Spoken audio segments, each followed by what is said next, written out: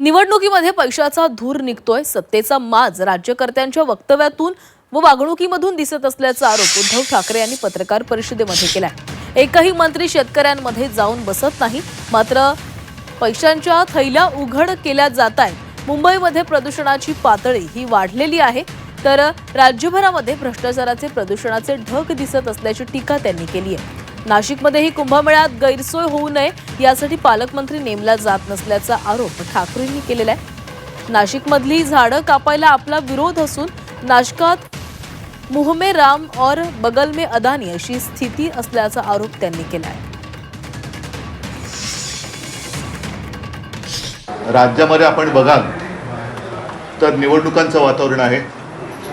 सगळं सरकार व मुख्यमंत्री असतील, त्यांचे दोन सहकारी असतील, मी उपमुख्यमंत्री म्हणत नाही कारण ते संविधानिक पद नाही आहे, दोन सहकारी असतील आणि सगळं मंत्रिमंडळ हे प्रचारासाठी फिरतंय।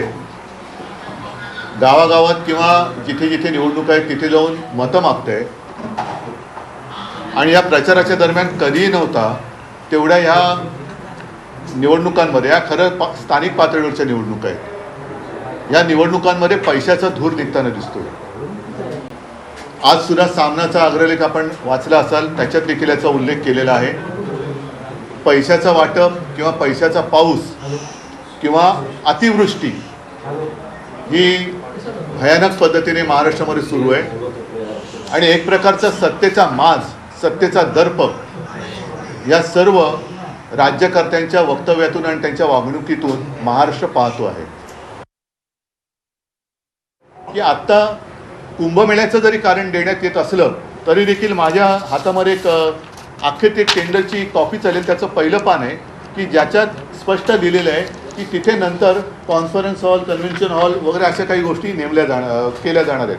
म्हणजे हे सुद्धा कॉन्ट्रॅक्टरसाठी ही झाडं कापली जात आहेत आणि त्याला कोणी आक्षेप घेऊ नये म्हणून कुंभमेळ्याचं कारण दिलं जाते। याचा अर्थ असा की भाजपचं हिंदुत्व हे थोतांड आहे।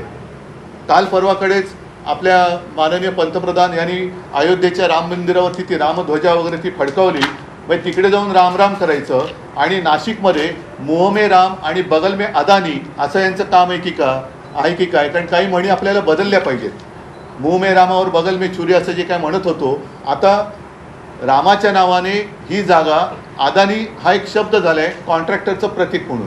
मग ही जागा उद्या कॉन्ट्रॅक्टरच्या घशात घालण्यासाठी आत्ता कुंभमेळ्याचं कारण पुढे करून तुम्ही तिथली झाडं कापताय किंवा नष्ट करताय, हा सरळ तिथल्या जनतेचा आरोप आहे आणि त्याच्याशी मी सहमत आहे।